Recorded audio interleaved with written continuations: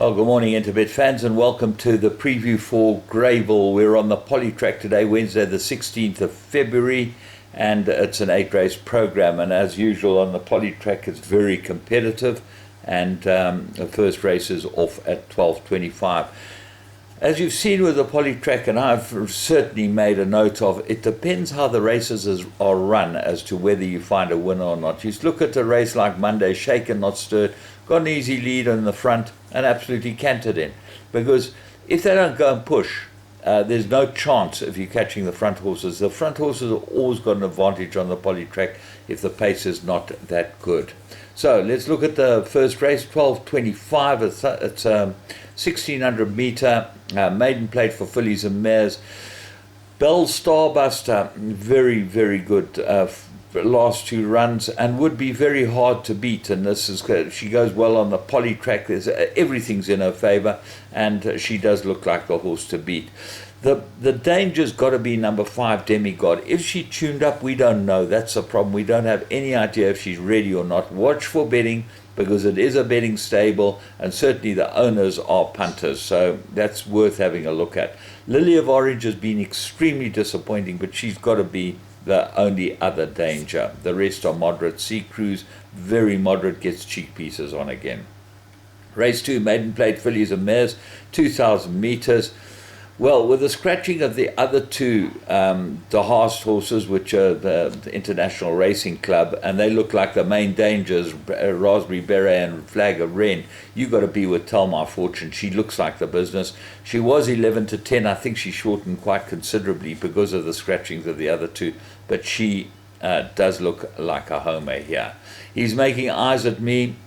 Obvious danger. Iron Chef might improve for Tini Prinsloo. The rest are poor, and this is a really poor race. Race 3, merit-rated handicap 2,000 meters, and the last race was a poor race. This is a very good race. Ibuto won extremely well last time. That's number 2. Keegan DeMello for Alison Wright, and the 4 points penalty might not stop him. I like Karari Cowboy. I think he's a big runner. It's 8-1 for Patrick Lunn. I'd like to see him have a winner. Sereno Moodley might be the right rider. He's run 6 times on this course and distance for 2 wins and 2 places. Very good form, Karari Cowboy, and I think that he's a big chance here. Run to Denmark, front runner. Here's a typical case. Easy lead on the front. No one's going to catch him. But it depends how hard they go. Have a go. Jojo comes from Joburg and tries the poly.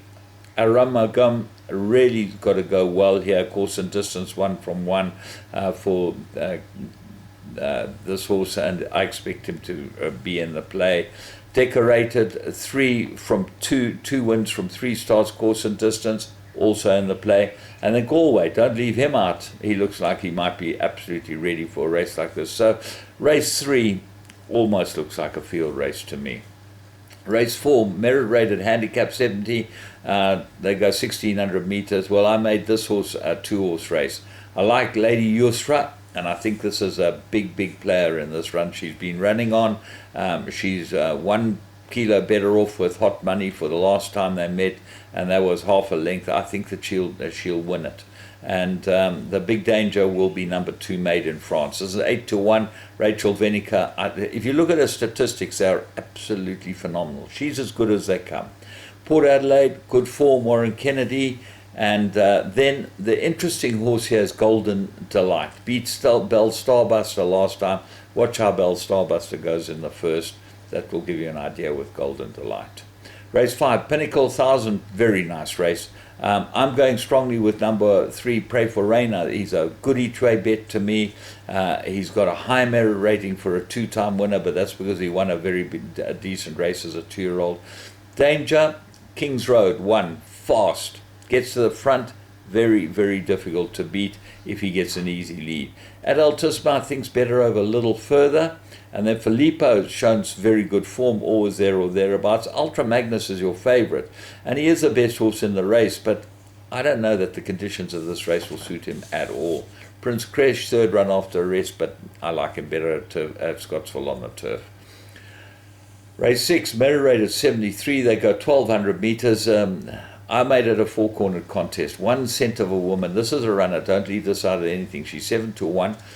Third run, two win, 2 runs, 1 win. She'll go well. Then the next one is Brunilda. Very good form. 3-1-2 course and distance.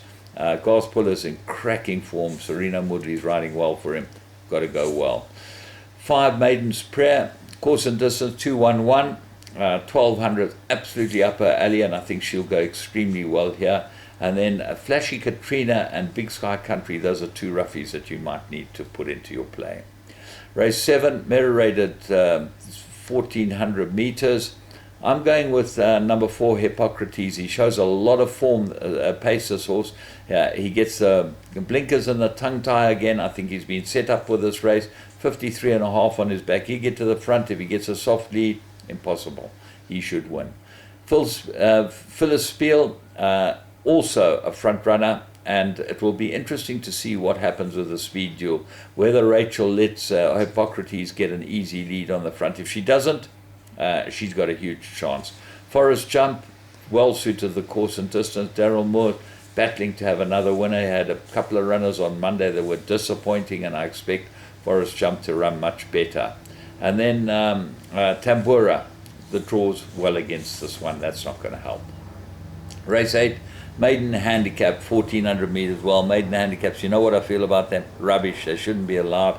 Absolute nonsense. And when you look at this race, One Shot Wonder, the top weight's the favorite. Well, there's no value in that at all. So let's look elsewhere.